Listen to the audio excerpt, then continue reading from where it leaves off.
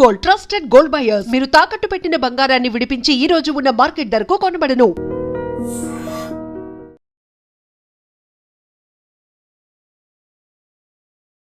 నమస్తే, నేను Kavitha. Welcome to I Dream News and నిజాలు. దురంధర్ పార్ట్ 2 ద రివెంజ్ ఇప్పుడు దేశవ్యాప్తంగా చర్చనీయాంశం అవుతోంది. కలెక్షన్ల వర్షం కురిపిస్తోంది అంటూ బాలీవుడ్ ట్రాక్ రికార్డులను కూడా చూపిస్తున్నారు. అక్కడ బోల్డ్ అంతా వైలెన్స్ జరిగింది అనే దాంతో పాటుగా 4 గంటల సినిమానా ఇంత లెంత్ ఉందా అనుకున్నప్పుడు కొన్ని లాజికల్ గా లేనటువంటి దృశ్యాలు కూడా ఉన్నాయా అనే దాంతో పాటుగా అజిత్ దోవల్ సినిమాలో అజయ్ సన్యాల్ క్యారెక్టర్ గురించి, దావుద్ ఇబ్రహీం గురించి కూడా మాట్లాడుకుంటున్నారు. వీటన్నిటిని కలిపి సినిమా తీసారా, లేకుంటే డిఫరెంట్గా అయిన వాటన్నిటిని జత చేసి సినిమా ఒక ఫ్యాబ్రికేటెడ్గా చూపించారా? మనతో పాటుగా ఉన్నారు సీనియర్ జర్నలిస్ట్ సురేష్ కొంచెం. సార్ నమస్తే. సో దురంధర్ 2 ద రివెంజ్ ఆబ్వియస్గా చూసే ఉంటారు. ఎలా అనిపించింది? పొద్దున నాకు టికెట్ ట్రై చేస్తే ఫ్రైడే దొరకలేదు, సాటర్డే దొరకలేదు. దాని తర్వాత సండే మార్నింగ్ నిన్న ఒక్క సీటు తివోలీలో ఉండే, సికింద్రాబాద్ మా ఇంటి దగ్గరే. So I booked it. I went. ఒక్కరే వెళ్ళి చూసారు? ఒక్కరే వెళ్ళి చూసారు. My wife doesn't like violent movies. ఆమె చూడదు. ఆమె she likes more love stories and family stories. అంతా మళ్ళీ టిపికల్ మలయాళం మూవీ ఫ్యాన్ నేను, బికాస్ షీజ్ అ మలయాళీ. కానీ నాకేం నచ్చిందంటే కవిత గారు, అక్కడ వెళ్ళినప్పుడు ఒకటి నేను కొంచెం వెళ్ళాను, ఇక్కడ పార్కింగ్ ఉంటుందో లేదో డౌట్ ఉండే నాకు. బికాస్ ప్రీవియస్ డేస్ చూస్తే అక్కడ మొత్తం మెస్ ఉండే పార్కింగ్, అటువైపు నుంచి వెళ్తున్నప్పుడు. పార్కింగ్ దొరికింది, వెళ్ళి కూర్చుంటే పక్కనంతా చూసాను మొత్తం అందరు youngsters. I must have been the oldest fellow there in that audience sitting outside the theatre. దాని తర్వాత థియేటర్ లోపల వెళ్ళిన తర్వాత కూడా ఆడియన్స్ చూసుకుంటే ఒక 90% మంది ఆర్ యంగ్స్టర్స్. ఈ రోజుల్లో మీరు చూసుంటారు, most of the cinemas flop కావడానికి కారణం అంటే ఇప్పుడున్న యంగ్స్టర్స్ సినిమాకి వెళ్ళరు. వాళ్ళు మ్యాక్సిమం ఓటీటీలో చూసుకుంటారు. అది కూడా చాలా సెలెక్టివ్గా ఉంటారు ఓటీటీలో చూసేది. కానీ ఎందుకు ధురంధర్ లాంటి సినిమాకి వచ్చారు అనే ఒక ప్రశ్న వస్తుంది. అండ్ తర్వాత నాకు తెలిసిన ఒక 5-6 మంది ఫ్రెండ్స్ ఉన్నారు, అక్కడే కలిశారు వాళ్ళు కూడా. వాళ్ళ దగ్గర అడిగాను, నువ్వు ఎందుకు వచ్చినావు అంటే, పార్ట్ 1 బాగుందా, పార్ట్ 2 బాగుందా చూడడానికి వచ్చారన్నారు. Okay, that is a good thing. కానీ ఇప్పుడున్న జనరేషన్కి IC 814లో ఏం జరిగింది, దాని తర్వాత జరిగిన అఫ్కోర్స్ 26/11 వాళ్ళకి గుర్తుంటుంది. కానీ మిగతా అట్లాంటి చాలా మటుకు ఇన్సిడెంట్స్ వీళ్ళకి తెలియదు. సినిమాలు కూడా మీరు చూసుంటారు, కొన్ని ఇన్స్టెన్సెస్లో కొన్ని ఇండియాలో జరిగిన కొన్ని ఘటనల గురించి మాట్లాడతారు, కానీ ఇప్పుడున్న ఆడియన్సెస్ కనెక్ట్ చేయలేకపోతారు. సో బ్యాక్ స్టోరీ ఒకటి చేసుకోవాల్సి వస్తుంది, రీసెర్చ్ చేసి వెళ్ళాల్సి వస్తుంది, బిట్ ఆఫ్ రీసెర్చ్ ఎక్కువ. అండ్ పార్ట్ 1 చూసిన వాళ్ళకి క్లియర్గా అర్థమైపోతుంది, కనెక్ట్ ద డాట్స్ అంటాం మన ఇంగ్లీష్లో. ఈ ఇన్సిడెంట్ జరిగి ఇక్కడి నుంచి ఇది జరిగింది అనేది. దీంట్లో నాకు నచ్చింది ఏంటంటే, ఒకటి కాస్టింగ్. మన ఇండియాలో ఫిలిం ఇండస్ట్రీలో అన్నిటికంటే తక్కువ ఇంపార్టెన్స్ ఇచ్చేది కాస్టింగ్ డైరెక్టర్కి. ఎగ్జాక్ట్లీ. ఈసారి ఆస్కర్స్లో కాస్టింగ్కి ఆస్కర్ ఉండే, which is a very unique thing. బహుశా ఫస్ట్ టైం అనుకుంటా, నాకు తెలియదు, దీనికన్నా ముందు కూడా ఉండొచ్చేమో. కానీ ఐ థింక్ హై టైం ఇండియాలో కూడా ఫిలింఫేర్ అవార్డ్స్ ఉండండి, ఇక్కడ స్టేట్ అవార్డ్స్ ఉండండి, మిగతా ఏ అవార్డ్స్ అయినా కానీ ఐ థింక్ నేషనల్ అవార్డులు కూడా దే షుడ్ బి కాస్టింగ్ డైరెక్టర్కి. సరే, డైరెక్టర్ రోల్ ఉంటుంది, as a director writer role ఉంటుంది. కానీ ఒక మనిషిని, రాకేష్ బేడీ లాంటి ఒక మనిషిని తీసుకొచ్చి, స్టార్ ఆఫ్ యెస్టర్ ఇయర్స్, మేమందరూ కాలేజ్లో ఉన్నప్పుడు చష్మే బద్దూర్ లాంటి సినిమాలు, జానీ బి యారా సినిమా, అట్లాంటి సినిమాలు చూసినా మేము. రాకేష్ బేడీని చూసాం అట్లాంటి సినిమాల్లో. ఆయన్ని ఇప్పుడు తీసుకొచ్చి ఇన్ని సంవత్సరాల తర్వాత ఒక రోల్ చేయించినప్పుడు చాలా బాగా చేశారు. అందరూ లుకే లైక్ క్యారెక్టర్స్ లాగే ఉన్నారు. కరెక్ట్. సో దాంట్లో ఒక రియాలిటీ ఉంది. సో నాకు అదొకటి చాలా బాగా నచ్చింది. రెండోది of course is writing. What I was told is, ఈ పార్ట్ 1 షూట్ చేసినప్పుడే పార్ట్ 2 కూడా షూట్ చేశారంట. సో దట్ ఇదంతా బ్యాంకాక్లో జరిగింది. సెట్స్ అని బ్యాంకాక్లో సెటప్ చేసాయి, అక్కడే చేశారు. లేఆరి అనే టౌన్ అంత మొత్తం అక్కడ. సో మళ్ళీ ఇంకోసారి తయారు చేయాలంటే that will become a problem అని చెప్పి అక్కడే షూట్ చేశారు. బహుశా దాంట్లో కొంతమందికి నచ్చలేదో ఏమో, అదే స్ట్రీట్లో కనిపిస్తుంది, అదే గల్లీలు కనిపిస్తుంది, అదే సెట్లు కనిపిస్తుంది అన్నారు. అది కరెక్టే, బికాజ్ ఇట్ వాజ్ షార్ట్. దానికోసం వాళ్ళు డేట్ కూడా డిసైడ్ చేశారు, March 19. కానీ సినిమా రిలీజ్ కాగానే కొంతమంది లెఫ్టిస్ట్ అని చెప్పొచ్చు, లేకుంటే యాంటీ మోదీ క్యారెక్టర్స్ అని చెప్పొచ్చు, కొంతమంది లిబరల్స్కి వాళ్ళకు ఒక మెల్ట్డౌన్ జరిగింది.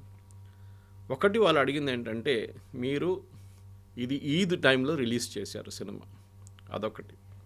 రెండవది, సినిమాలో ముస్లిమ్స్ని విలన్స్గా చూపిస్తున్నారు, రెండవది. మూడవది, ఎలక్షన్స్ వస్తుంది ఇప్పుడు అస్సాంలో, వెస్ట్ బెంగాల్లో, తమిళనాడులో, కేరళ అండ్ పుదుచ్చేరిలో. ఈ టైంలో ఎందుకు రిలీజ్ చేశారు? కశ్మీర్ ఫైల్స్, కేరళ ఫైల్స్ లాగా దీన్ని కూడా అలాగే టైం చూసుకొని మనం ఒకసారి రివైండ్ చేద్దాం. Will take question 3 first. Third one March 19th release చేశాను చెప్పి ఫస్ట్ పార్ట్ 1 రిలీజ్ చేసినప్పుడు చెప్పారు. ఆ డేట్ కూడా ఇచ్చారు. ఏదో మార్చ్ ఒక రోజు అని చెప్పలేదు, ఏప్రిల్ ఎప్పుడో అని చెప్పలేదు, March 19th అని చెప్పారు చాలా క్లియర్గా. సో ఎందుకంటే వాళ్ళు ఆల్రెడీ షూట్ చేసుకున్నారు, సో వాళ్ళకి తెలుసు. కరెక్ట్, లాస్ట్ మినిట్ సెన్సార్ బోర్డులో చాలా ప్రాబ్లమ్స్ ఉండే, 21 కట్స్ రికమెండ్ చేశారు. దాని తర్వాత మలయాళం అండ్ తెలుగులో ఈవెన్ తమిళ్లో డబ్బింగ్లో కొన్ని డైలాగ్స్ ప్రాబ్లంగా వచ్చింది. ఎందుకంటే మనం పంజాబీ గాలీస్ ఇస్తున్నప్పుడు దాంట్లో లిబరల్గా పంజాబీ గాలీస్ ఉన్నాయి.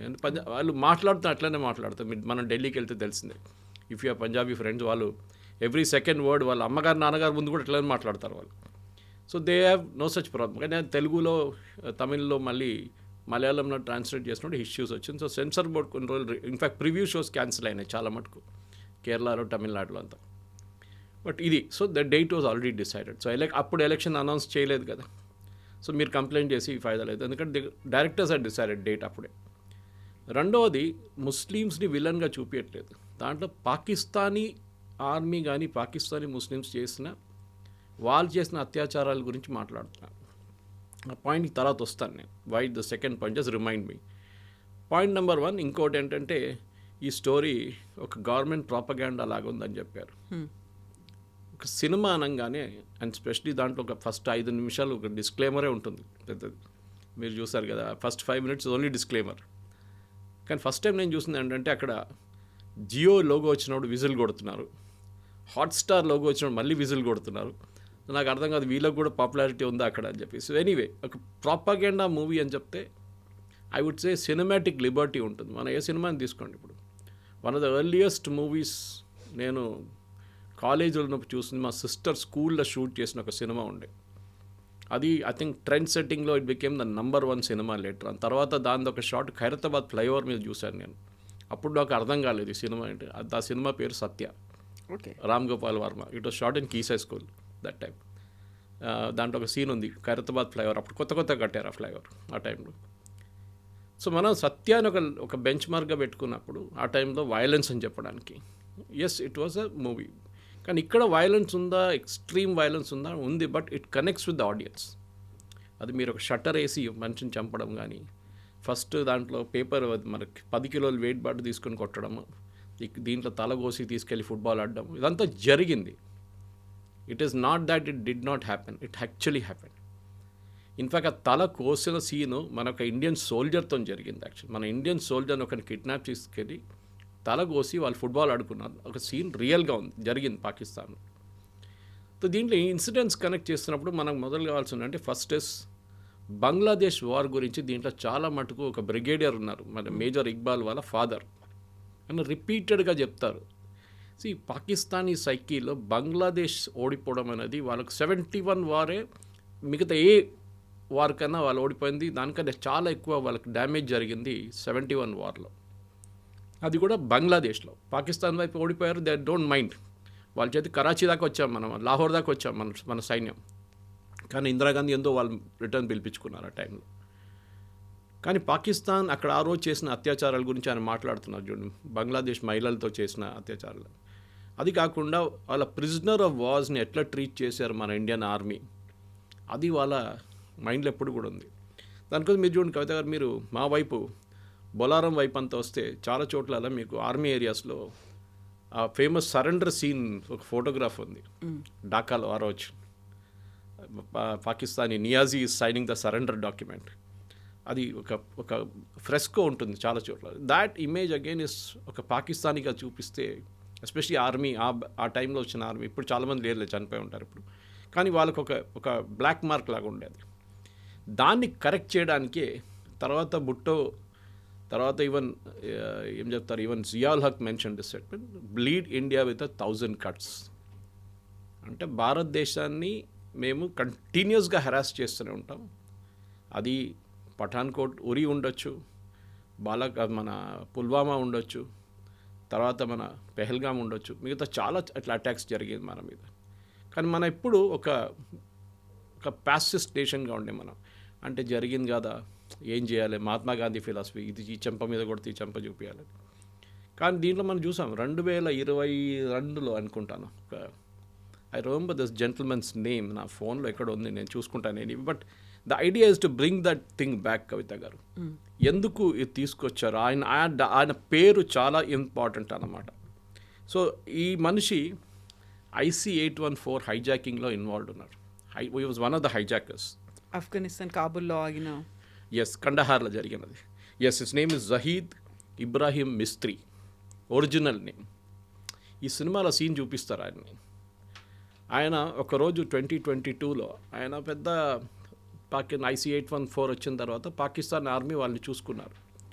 ఈయన ఉండే ఏరియా పేరు Clifton. Clifton is like Banjara Jubilee Hills of Pakistan, Cuff Parade of Pakistan, Golf Links of Pakistan చెప్పొచ్చు, ఢిల్లీలోనే అట్లా. అంటే పాషెస్ట్ ఏరియా. అక్కడ ఆర్మీ వాళ్ళు ఉంటారు అందరు, most army officers stay there and politicians. ఈ పరిస్థితుల్లో అక్కడ ఈయనని పేరు మార్చుకున్నారు ఈయన. And he was given a plush apartment, ఒక కొత్త ఫర్నిచర్ బిజినెస్ మొదలుపెట్టారు. ఆ రోజు ఈ సీన్ చూపిస్తారు. ఆ రోజు పొద్దున ఆయనకు ఒక కస్టమర్ వస్తున్నాడు, చాలా వెల్దీ కస్టమర్. ఆయన పెద్ద ఇల్లు తీసుకున్నాడు, ఫర్నిచర్ కావాలి, మీరు వెయిట్ చేయండి అని చెప్పారు. సీక్వెన్స్ ఆఫ్ ఈవెంట్స్ చూడండి. ఆయన్ని పిలిపించారు. యూజువల్లీ షాప్కి రారు. ఆ రోజు వచ్చి షాప్ బయట వెయిట్ చేస్తున్నారు ఈయన కోసం, ఒక హోండా సిటీలో వెయిట్ చేస్తున్నప్పుడు ఇద్దరు బైక్ మీద వచ్చి ఆయన పేరు అడుగుతారు, ఒరిజినల్ నేమ్ అడుగుతారు. Actually he goes by the name Zahoor Akhund, పేరు మార్చుకున్నాడు. కానీ వీళ్ళు వచ్చి అడిగే పేరు మిస్త్రీ. ఆ మిస్త్రీ హైక్యా అని అడుగుతారు. బిఫోర్ హీ కెన్ రియాక్ట్ కొట్టేస్తారు. మీకు గుర్తుంటుంది అది తర్వాత జరిగిన దాంట్లో కూడా ఒక సీన్లో Ajit Doval as that another hijacker Bharat మాతాకి జయమని చెప్తారు. ఎందుకంటే ఆ రోజు Rupin Katyal one of the passengers గొంతు కోసిన one of the fellows was this Mistry. So ఆయన్ని కూడా కొట్టే ముందు ఫస్ట్ షాట్ కొట్టిన తర్వాత బైక్ మీద వచ్చినవాడు చంపినోడు చెప్తాడు, రెండో బుల్లెట్ ఇది రూపిన్ కత్యాల్ కోసం అని చెప్పి కొడతాడు. సో దాంతో నా చాప్టర్ ఫినిష్ అయిపోయింది. సో మన వైపు చూసి చేసేదానికి మనం డెఫినెట్గా జవాబిస్తామని చెప్పింది ఆపరేషన్ సింధూర్లో తెలిసింది. దానికన్నా ముందు ఉరీలో వీ డిడ్ సర్జికల్ స్ట్రైక్, పుల్వామాలో బాలకోట్ స్ట్రైక్ చేశాం. సో 2022 తర్వాత మన దగ్గర ఉన్న ఇంటెలిజెన్స్ ఏజెన్సీస్, అది రా ఉండొచ్చు, ఇంటర్నల్గా IB ఉండొచ్చు, ఎక్స్టర్నల్ అండ్ ఇంటర్నల్గా మిలిటరీ ఇంటెలిజెన్స్ ఉండొచ్చు. వీళ్ళు చాలా మటుకు పాకిస్తాన్లో మన వైపు మన మీద చేసిన ఏం చెప్తారు టెర్రరిస్ట్ అటాక్స్ని ఎవరు చేశారో వాళ్ళని వెళ్ళి కొట్టడం మొదలుపెట్టారు. ఎందుకంటే మనం డిప్లొమాటిక్లీ మాట్లాడుకుని మేము యునైటెడ్ నేషన్స్కి వెళ్తాము, లేకుంటే we'll go to international court of justice. అది 26/11 తర్వాత మనం మొత్తం ప్రూఫ్ ప్రొవైడ్ చేసాం వాళ్ళకి, కంప్లీట్ ప్రూఫ్ ప్రొవైడ్ చేసాం. వాళ్ళే వచ్చారు, వాళ్ళు చెప్పారు మేము కూడా వస్తాం ఇన్వెస్టిగేషన్. ఏం చేశారు, ఏం చేయలేదు. ఫస్ట్ వాళ్ళు నిరాకరించారు. వాళ్ళు చెప్పారు దే వర్ నాట్ పాకిస్తానీస్ అని చెప్పారు. తర్వాత అంగీకరించారు because Kasab was in custody. So మన ఒక మార్పు ఆ సినిమాలో దురందర్లో ఇదే చూపిస్తున్నారు. ఆ మార్పు మోదీ గారు ఫేమస్ డైలాగ్ ఒకటి ఉంది కదా, ఘర్ మే ఘుస్కే మారేంగే, యా నయా భారత్ హై ఘర్ మే ఘుస్కే. దాని తర్వాత మనం ఇంకో సీన్ ఐ థింక్ మన ప్రేక్షకులు కూడా అప్రిషియేట్ చేస్తారు. Of course we should never give away the spoiler. దాంట్లో బడా సాహెబ్ అని చెప్పే ఒక రోల్ ఉంది. ఆయన పేరు మనం చెప్పకూడదు, ఎందుకంటే ఆ సస్పెన్స్గా ఉండియండి ఆ బడా సాహెబ్ ఎవరు అనేది. కానీ మోర్ ఇంపార్టెంట్ దాంట్లో మాట్లాడుతూ మనకు తెలిసిందే పార్ట్ 1లో కూడా చూపించారు వీళ్ళు ప్రింట్ చేసే కరెన్సీ నోట్స్ గురించి. పెద్ద ఒక స్టోరీ ఉంది దానికి. చిదంబరం అండ్ వాళ్ళ కొడుకు కూడా దాంట్లో ఇన్వాల్వ్ ఉన్నారని చెప్పి పార్ట్ 1లో చేశారు. తర్వాత పార్లమెంట్లో కూడా అడ్మిట్ చేశారు దట్ ఆ ప్లేట్లు ఆ ప్రింటింగ్ ప్రెస్ మొత్తం అమ్మింది పాకిస్తాన్కి వెళ్ళిపోయిన తర్వాత వాళ్ళు దాంట్లో 500 నోట్లు 1000 రూపాయల నోట్లు ప్రింట్ చేయడం మొదలుపెట్టిండు, ఫేక్ నోట్స్. అది నేపాల్ వయా ఇండియాలో ఎంటర్ అవుతుంది, ఒకటి కేరళ నుంచి కూడా ఎంటర్ అవుతుంది. అప్పుడు అది కూడా చాలా మటుకు పార్ట్ 1లో చూపించారు, పార్ట్ 2 చూపించారు. కానీ పార్ట్ 1లో చూపించింది కాదు, పార్ట్ 2 చూపించింది. అంటే వీళ్ళు ఆల్మోస్ట్ 60,000 కోట్లు ప్రింట్ చేసి యూపీ ఎలక్షన్స్కి వాడుకోవడానికి తీసుకొచ్చిన టైంలో మోదీ గారు డిమానిటైజేషన్ అనౌన్స్ చేస్తారు. అది మాస్టర్ స్ట్రోక్ అనేది. ఆ టైంలో మనం చాలామంది దాని గురించి ఎందుకు డిమానిటైజేషన్, ఎందుకు ఈ 500 నోట్లే, ఎందుకు 1000 రూపాయల నోట్ తీశారు మోదీ గారు, మిగతా ఏం తీయలేదు ఎందుకు, కొత్త నోట్లు ఇంట్రడ్యూస్ చేసి పాత తీయొచ్చు కదా అని చెప్పారు. It was a sudden decision. నాకు ఈ రోజు కూడా గుర్తుంది. I was flying from Delhi, దేనో ఒక మీటింగ్కి వెళ్ళాను ఢిల్లీకి. వస్తున్నప్పుడు ఎయిర్పోర్ట్లో దిగి I was waiting to collect my luggage. అప్పుడు నా దగ్గర డబ్బులు ఎక్కువ లేకుండే టాక్సీకి క్యాబ్కి ఇవ్వడానికి. సో నేనేం చేశానంటే అక్కడ ATM ఉంది ఒకటి పక్కనే, పాత కంట్రోల్ సిస్టమ్ ఉంటుంది, అది ఇప్పుడు మార్చారు మొత్తం బ్యాగేజ్ రిట్రీవల్ అంతా. అక్కడ కోటక్ వాళ్ళకి అనుకుంటా ATM, అక్కడ వెళ్ళి విత్డ్రా చేశాను. I withdrew 20,000 rupees. విత్డ్రా చేసి moment the receipt came out మా ఫోన్లో ఒక మెసేజ్ వచ్చింది. నేను అనుకున్నాను అది బ్యాలెన్స్ ఎంత ఉందో చెప్పడానికి. చూస్తే 1000 rupees and 500 rupees note withdraw prime minister Modi exactly 8 o'clock in the night. నేను నా దగ్గర ఉన్న మొత్తం 500 నోట్లు. So anyway I got it exchange data bank వెళ్ళి ఎక్స్చేంజ్ చేసుకున్నాను. కానీ స్టోరీ ఏంటంటే మన ప్రజలకు కూడా ఆ రోజు చాలామంది దీని గురించి స్టోరీలు రాశారు. రాహుల్ గాంధీ చెప్పారు, లైన్లో నిలబడి చాలామంది చనిపోయారు, వాళ్ళ డబ్బులు రాలేదు. తిరుమలలో మనం చూసాం 400 కోట్లు ఇప్పుడు కూడా పడి ఉన్నాయి పాత నోట్లు. The RBI has refuse to exchange it. మా ఊర్లో ఉన్న ఒక బ్యాంక్లో, మా విలేజ్లో ఉన్న ఒక బ్యాంక్లోనే దొరికింది వీళ్ళకు ఆల్మోస్ట్ 250 కోట్లు fake notes are 500 rupee notes. Exchange చేయలేకపోయారు వాళ్ళది. సో చాలా మటుకు ఇట్లాంటి ఇన్సిడెంట్స్ కనెక్ట్ చేయవచ్చు మనం ఈ సినిమాలో. ఐ థింక్ దాట్ ఈస్ ఆ రియలిజమే పాసిబ్లీ ఈ ఆడియన్స్ని థియేటర్కి తీసుకొస్తున్నారు. కాకుండా ఇదంతా రియలిజం అనుకున్నప్పుడు డిఫరెంట్గా ఎక్కడెక్కడో ఏదో డిఫరెంట్ ఆ ప్లేసుల్లో ఆయన అన్నీ కలుపుకొని అదంతా ధురంధరే చేశారు, అదన్నింటినీ చేయించింది సన్యాల్ సాబ్ చేయించారు అన్నట్టుగా చూపించడం. నిజంగా ధురంధర్ అనే క్యారెక్టర్ ఎగ్జిస్టెన్స్లో ఉండిందా? ధురంధరే ఇవన్నీ చేశాడా? దానికి సర్జికల్ స్ట్రైక్ కావచ్చు, లేకుంటే ముంబై బాంబ్ బ్లాస్ట్లు కావచ్చు, 60,000 కోట్ల బ్లాక్ మనీ కావచ్చు, ఆ తర్వాత ఈ వరుస ఇన్సిడెంట్స్ ఘర్ మే గుస్కే మారేంగి, వీటన్నిటికీ అక్కడుండి ఆయన చేశాడో, ఆయన ఇచ్చినటువంటి స్పై నిఘాతో వచ్చినటువంటి సమాచారాన్ని రిలేట్ చేసుకునే జరిగింది అనేది. అజిత్ దోవల్ గారి లైఫ్ హిస్టరీ చాలా మటుకు ఛానల్స్లో ఉన్నాయి. ఇప్పుడు కొన్ని పుస్తకాల్లో కూడా వచ్చినాయి ఆయన లైఫ్ హిస్టరీ. ఆయన ఇప్పుడు రాయలేదు, కానీ నేను మాట్లాడారు ఆయన కొన్ని సందర్భాల్లో. Is from Garhwal, usually Garhwal UP నుంచి. కానీ ఈ was Kerala cadre IPS officer. కేరళలో పనిచేశారు ఇనీషియల్ డేస్లో. ఐ థింక్ ఈ was an SP in Kottayam. అప్పుడు కోడికోడ్ వైపు ఒక రైట్ జరిగింది, కమ్యూనల్ రైట్. హిందూస్ ముస్లిమ్స్ కొట్టుకున్నారు, చాలా ప్రాపర్టీ ధ్వంసమైనాయి, చాలా ఇంటి నుంచి ప్రాపర్టీస్ తీసుకెళ్ళిపోయారు. అంటే టీవీలు ఎత్తుకపోయారు, మిక్సీలు ఎత్తుకపోయారు, అట్లాంటి చాలా మటుకు బంగారం తీసుకెళ్ళిపోయారు. సో అప్పుడు K Karunakaran, I think he was the chief minister అప్పుడు కేరళలో, కాంగ్రెస్. ఆయన ఒక టఫ్ మ్యాన్ అండ్ ఒక ఇమేజ్ ఉండే. సో ఆయన్ని డీజీపీని అడిగారండి. అప్పుడు డీజీపీ నేనేం చేయమంటారు ఇప్పుడు, how do we tackle this issue అంటే ఆయన చెప్పారు, మన దగ్గర ఒక యంగ్ ఐపీఎస్ ఆఫీసర్ వచ్చాడు ఇప్పుడే, అజిత్ దోవల్ ఆయన పేరు, సెండ్ హిమ్ దేర్ అని చెప్పారంట. ఆర్ యు ష్యూర్ అని అడిగారు Karunakaran. Is on record actually. Yes అన్నారు, పంపించారు. దోవల్ గారు అక్కడ ఏం చేశారంటే, యూజువల్లీ ఏం చేస్తారు ఒక ఐపీఎస్ వాళ్ళు, లాఠీ చార్జ్ చేయండి, అందరిని కొట్టండి, అందరిని అరెస్ట్ చేయండి, లోపలేసేసేయండి అంటారు అందరు. That is the typical. మన దగ్గర కూడా ఓల్డ్ సిటీలో ముందు ఎన్టీ రామారావు గారికి ఉన్న ముందు కన్నా కమ్యూనల్ రైట్స్ అదే ఉంటుండే. ఈయన ఏం చేశారంటే, అందరూ senior Muslim and Hindu religious leaders, మిగతా పొలిటీషియన్స్ అందరిని పిలిపించి ఒక మీటింగ్ పెట్టారు. మీటింగ్ పెట్టి ఒకటే డిమాండ్ అన్నారు, ఎవరెవరు ఏమేమి ఎత్తుకెళ్ళారు, ఏ ఇంటి నుంచి కానివ్వండి, అది 24 గంటల లోపల ఆ ఇంటికి చేరుకోవాలి. I will not take any action.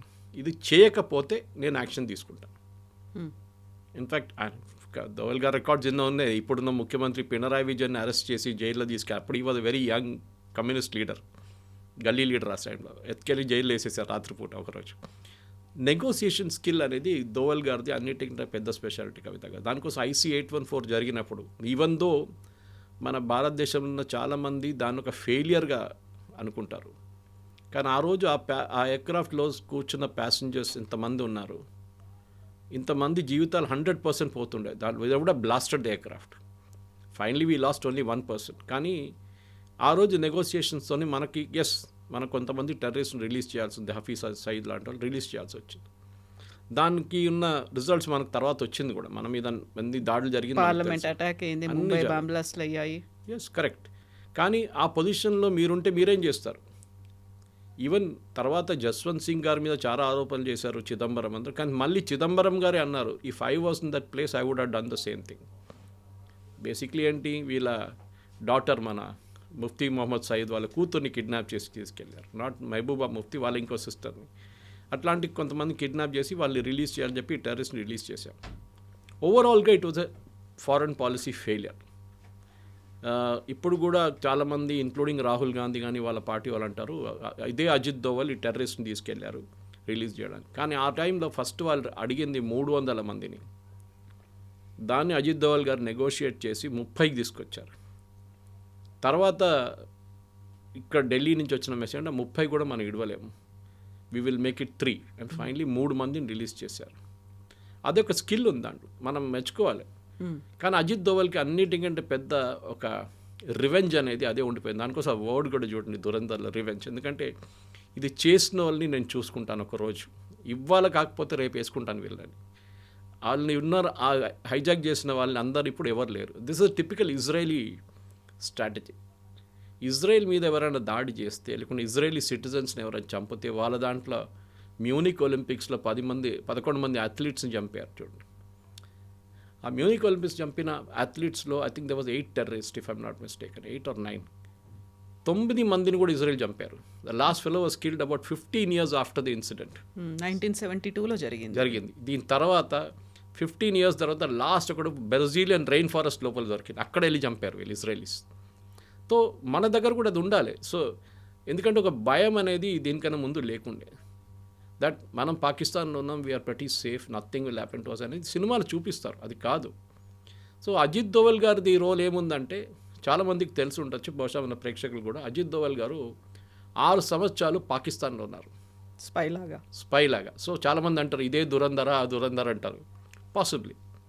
In fact దీంట్లో ప్రేక్షకులకు నేను చెప్పాల్సి ఏంటంటే, మీ సినిమా చూసిన తర్వాత టైటిల్స్ లాస్ట్లో డైరెక్టర్ పేరు వచ్చిన తర్వాత సీట్ నుంచి కొంతమంది లేస్తారు, లేవకుండా ఉండాలి, ఎందుకంటే సినిమా ఇంకా ఉంది. దాని తర్వాత యాక్చువల్ ఏం జరిగింది అనేది అక్కడిని తెలుస్తుంది అనమాట.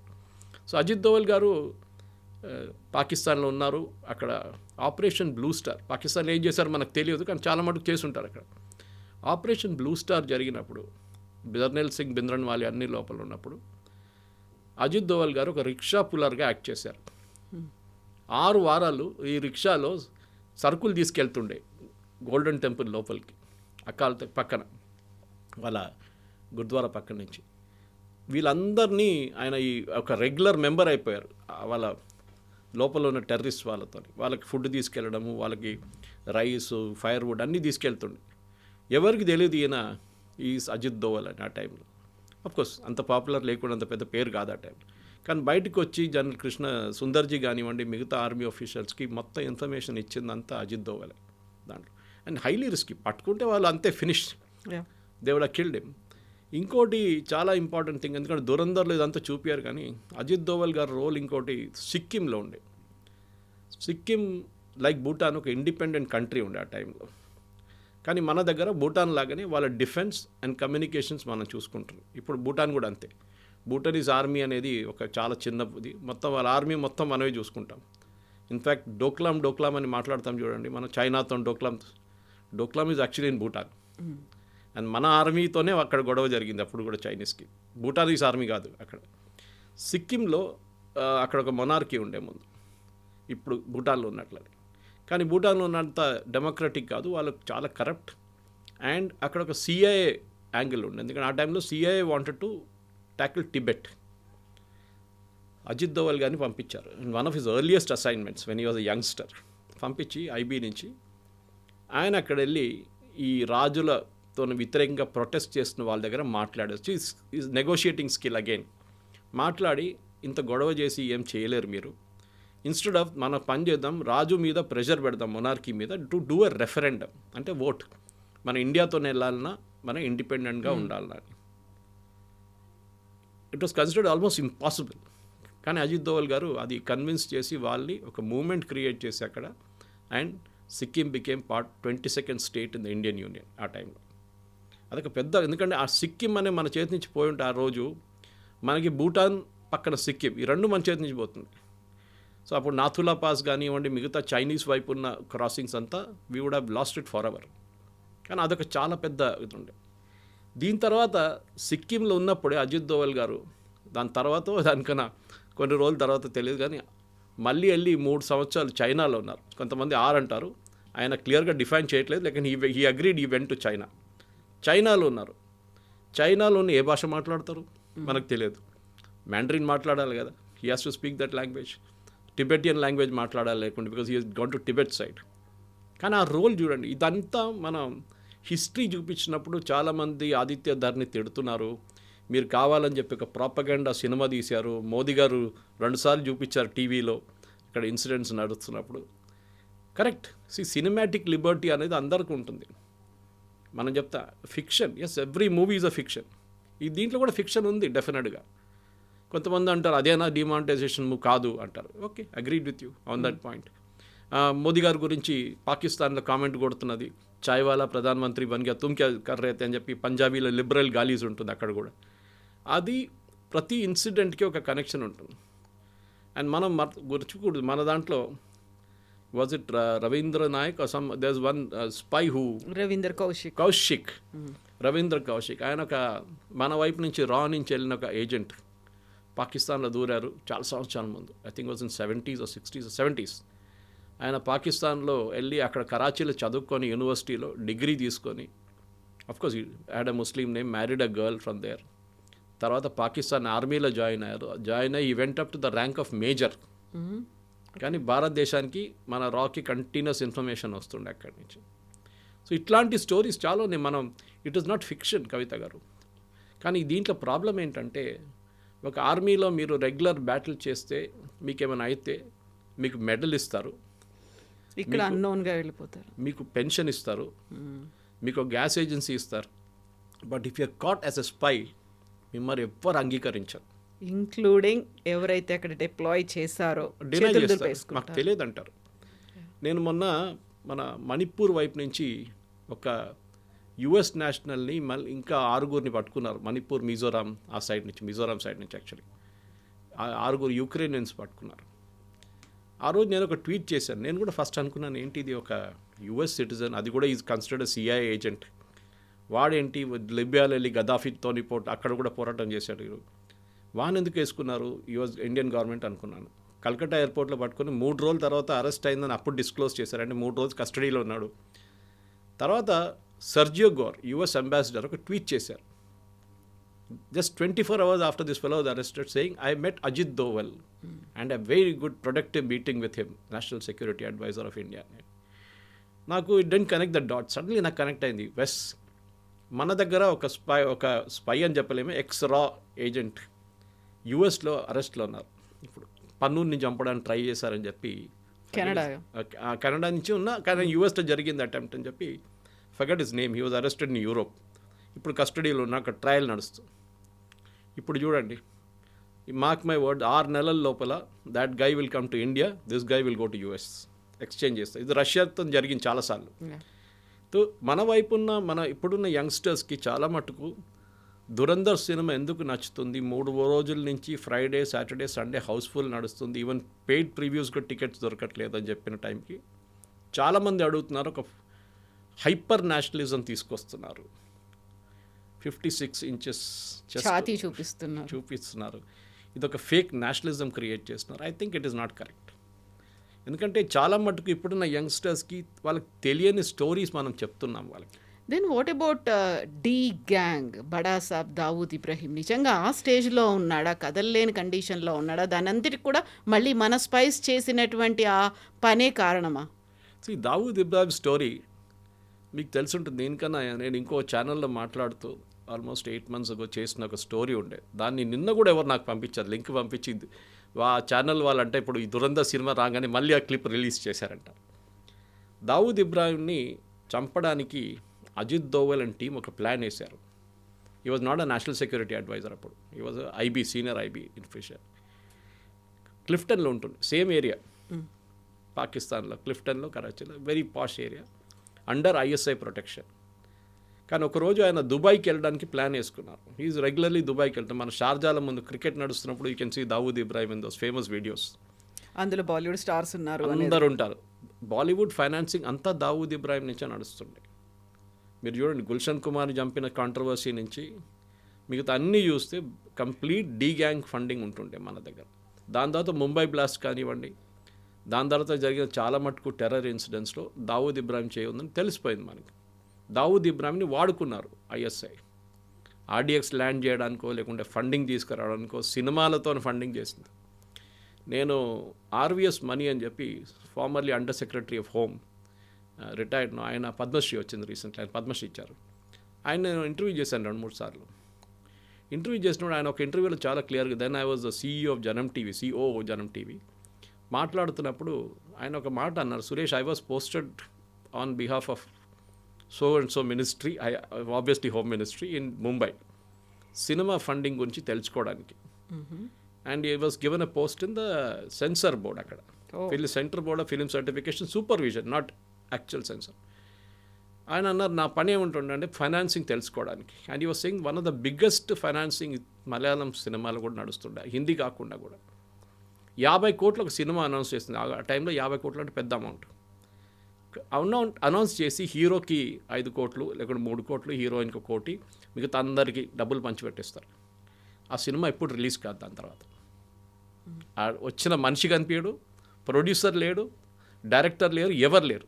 బ్లాక్ మనీ డిస్ట్రిబ్యూషన్ అయిపోయింది, రిటర్న్ వచ్చేస్తుంది మళ్ళీ అది. ఆ 3 కోట్లు ఇచ్చినోడు 20 లక్షలు పెట్టుకొని మిగతా డబ్బులన్నీ లీగల్గా ట్రాన్స్ఫర్ చేసేస్తారు వాపస్. ఇది జరుగుతుంది. సో దావూద్ ఇబ్రాహిం రోల్ ఎస్ చాలా మటుకు మన దేశంలో జరిగిన టెర్రరిస్ట్ ఇన్సిడెంట్స్ అండ్ కనెక్షన్. కానీ దాంట్లో అతీక్ అహ్మద్ రోల్ ఒకటి ఉంది, మీరు చూసుంటారు. Atiq Ahmed was a gangster in UP.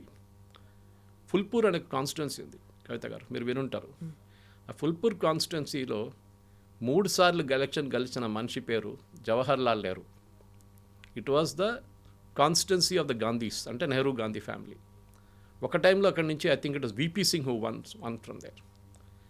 కానీ అక్కడి నుంచి అతీక్ అహ్మద్ ఇండిపెండెంట్గా 3 సార్లు గెలిచారు. ఆయన 17 సంవత్సరాలు ఉన్నప్పుడు స్కూల్లో ఫెయిల్ అయిన తర్వాత ఎగ్జామ్లో ఫస్ట్ మర్డర్ 17 ఇయర్స్లో చేశారు. ఆఫ్టర్ దట్ ఆయన మీద 100 మర్డర్ కేసెస్లు, ఎక్స్టార్షన్, కిడ్నాపింగ్ అన్నీ ఉన్నాయి.